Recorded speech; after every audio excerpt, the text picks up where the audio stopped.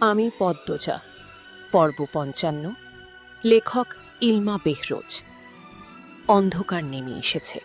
সন্ধ্যা তার ঝাঁপি থেকে অন্ধকার নিয়ে এসে ঝপ করে রাত নামিয়ে দিল। বিদ্যুৎও চলে গেল। পদ্মজা হারিকেন জ্বালিয়ে প্রেমার ঘরে এলো। প্রেমা পড়ছিল। পূর্ণা শুয়ে আছে। পদ্মজাকে দেখে প্রেমা এগিয়ে এসে হারিকেন নিল। এরপর বলল, আপা, সন্ধ্যার নামাজ পড়েনি। তুই পড়, আমি দেখছি। পদ্মজা পূর্ণার শিউরে বসে কাশি দিল পূর্ণার মনোযোগ পেতে। পূর্ণার সাড়া পাওয়া যায়নি। বেঘোরে ঘুমাচ্ছে। সেদিনের ঘটনার ৬ দিন কেটে গেছে। পূর্ণার স্বাভাবিক হতে ২ দিন লেগেছিল। ২ দিন ঘর থেকে বের হয়নি। কিন্তু কাঁধের ক্ষতটা শীতের কারণে পেকেছে। খুব জ্বালাতন করে। আপা আপা করে কাঁদে। পদ্মজার ভালো লাগে না সেই কান্না শুনতে। কষ্ট হয়। পদ্মজার বুক ভারী হয়ে আসে। পূর্ণার গায়ে লেপ চড়িয়ে দিল। তারপর পূর্ণার মাথায় কিছুক্ষণ বিলি কেটে দিয়ে প্রেমাকে প্রশ্ন করল, প্রান্ত কোথায়? লাহারি ঘরে। কি করে ওখানে? কি হিবিজিবি বানায়? বিজ্ঞানী হয়ে যাবে দেখো। মজা করে বলছিস কেন? হিবিজিবি বানাতে বানাতেই একদিন চমকে দেওয়ার মতো কিছু বানিয়ে ফেলবে। বিরক্ত করিস না। ওকে ওর মতো সময় কাটাতে দিস। কে যায় ওরে বিরক্ত করতে? আমি আমার পড়া নিয়েই আছি। কথা শেষ করেই প্রেমা পড়ায় মনোযোগ দিল। পদ্মজা মুচকি হাসল। প্রেমাকে খুব ভালো লাগে তার। মেয়েটা লাজুক না শুধু, ভীষণ বুদ্ধিমতীও বটে। চালচলন আকর্ষণ করার মতো। বাসন্তী এই রাতের ওই বাড়ির নাম উঠতেই আমির জ্বলে উঠল।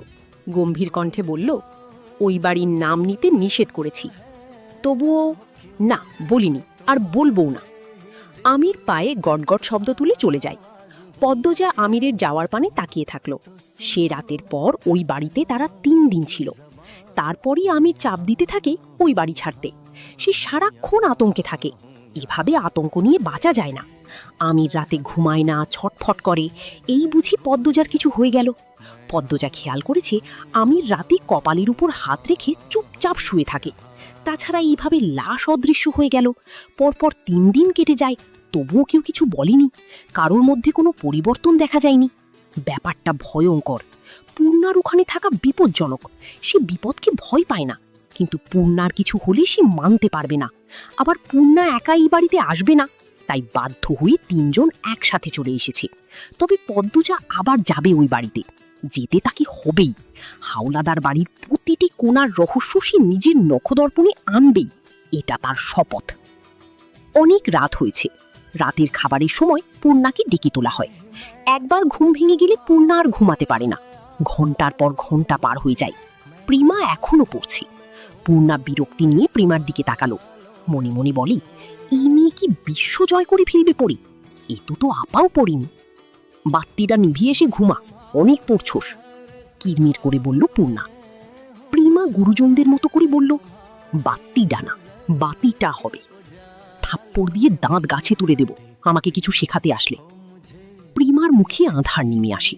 সে থমথমে মুখ নিয়ে বই বন্ধ করে, ঝিম মেরে বসে থাকে। পূর্ণা সন্তুষ্ট হয়ে বলে, এবার হারিকেনের আগুন নিভা, এরপর শুয়ে পড়।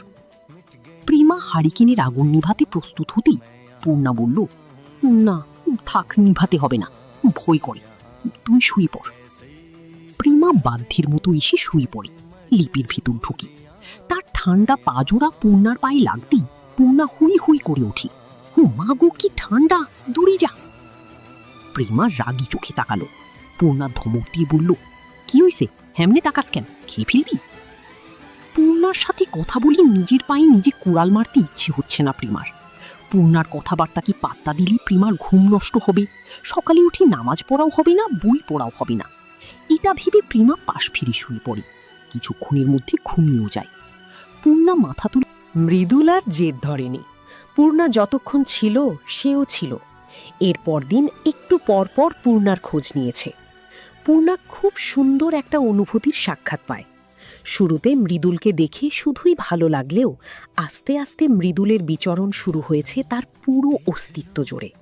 মৃদুলের কথা বলা, দুষ্টুমি, হাসি সব ভালো লাগে। মনের অনুভূতিগুলো হাঁটি হাঁটি পা করে গুরুতর সম্পর্কের দিকে এগিয়ে যাচ্ছে।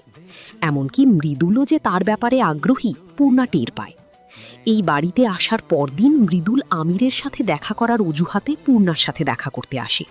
সবার অগোচরে বলে যায় তার সাথে পরের দিন দুপুরে উত্তরের ঘাটে দেখা করতে। পূর্ণা বলেছিল যাবে, কিন্তু পূর্ণা দুপুরে ঘুমিয়ে পড়েছিল। ঘুম ভাঙি সন্ধ্যায়, তাই আর যাওয়া হয়নি। গতকাল পদ্মজা বের হতেই দিল না। পূর্ণার মন কেমন কেমন করছে, খুব মনে পড়ছে মৃদুলকে। হারিকেনের আলো নিভে যায়, তখনই জানালায় টোকা পড়ে। পূর্ণা ভয় পেয়ে যায়, কে যেন তার নাম ধরে ডাকছে। ভূত এলো নাকি? পূর্ণা ধরফড়িয়ে বিছানা থেকে নামে। আবারও সেই ডাক ভেসে আসে, কণ্ঠটা পরিচিত। পূর্ণা ভ্রুকুঞ্চন করে টিনের দেয়ালে কান পাতে। আবারও ভেসে আসে চেনা স্বর, এই পূর্ণা। কণ্ঠটা চেনার সাথে সাথে পূর্ণা জানালা খুলল। মৃদুলের মুখটা ভেসে ওঠে। পূর্ণার বুক ধক করে উঠল। সর্বাঙ্গে একটা উষ্ণ বাতাস ছুঁয়ে যায়। সে ফিসফিসিয়ে বলল, পাশের ঘরে আপা ভাইয়া, আপনি ঘাটে যান, আমি আসছি। আচ্ছা। মৃদুল চলে যায়। পূর্ণা তাড়াহুড়ো করে সোয়েটার পরে, শাল দিয়ে মাথা ঢাকলো। তারপর হারিকেনের নতুন আগুন জ্বালিয়ে হারিকেন নিয়ে বেরিয়ে পড়ে। ভালোবাসার কথা বলা হয়নি, কোনো সম্পর্ক নেই দুজনের। তবুও পূর্ণা কোনো এক বশীকরণের জাদুতে ছুটে যাচ্ছে মৃদুলের কাছে। কল্পার অবধি গিয়ে আবার ছুটে আসে ঘরে। আয়না, কাজল বের করে, চোখে কাজল দেয়, তারপর বেরিয়ে যায়। ব্যস্ত পায়ে ঘাটে আসে। চারিদিকে জোনাকি পোকা জল জল করে জ্বলছে। একটু দূরেই মৃদুল দাঁড়িয়ে আছে। পূর্ণার হাঁটার গতি কমে যায়। সে অকারণে লজ্জা পাচ্ছে। মৃদুল এগিয়ে আসে। তার গলায় মাফলার, মাথায় টুপি, পরনে সোয়েটার। শীতল জলবাতাসে শীত যেন দুজনের কেউই কথা খুঁজে পাচ্ছে না। দুজনের কেউই জানে না তারা কেন দেখা করেছে। মৃদুল জানে না সে কেন এত রাতে তীব্র শীতে এখানে ছুটে এসেছে। পূর্ণা জানে না সে কেন পরপুরুষের ডাকে সাড়া দিল। শুধু এইটুকু জানে তাদের অশান্ত মন শান্ত হয়েছে, খালি খালি জায়গাটা পূর্ণ হয়েছে। তবে হৃদস্পন্দন ছন্দ তুলে নৃত্য করছে। পূর্ণার কাঁধের ব্যথা বাড়ে, তাই তার ভ্রু দুটি বেঁকে গেল। কাঁধে এক হাত রাখে। মৃদুল ব্যথিত স্বরে জানতে চাইল, আবার বেদনা করে? দেখি কেমনে কি হইছে। মৃদুল 2 পা এগিয়ে আসে। পূর্ণা পিছিয়ে যায়। লাজুক ভঙ্গিতে বলল, অবিবাহিত মেয়ের কাঁধ দেখতে চাওয়া অন্যায়। সে তো দেখা করাও অন্যায়। সব অন্যায় কি মানা যায়? অনেকই তো মানি, আমি পারি না। আপনি অন্যরকম। ব্যথা কমেছে?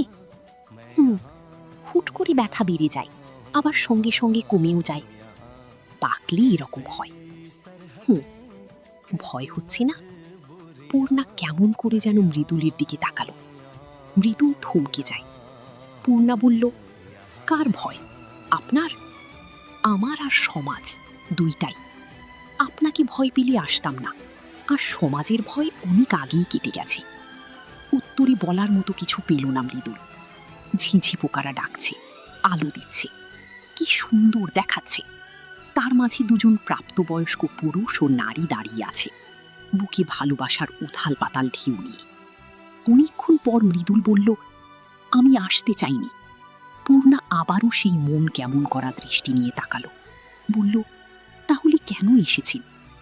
মনে হইতাছে কোনো বশীকরণ তাবিজের জুড়ে এখানে আইসা পড়ছি। পূর্ণা হেসে ফেলল।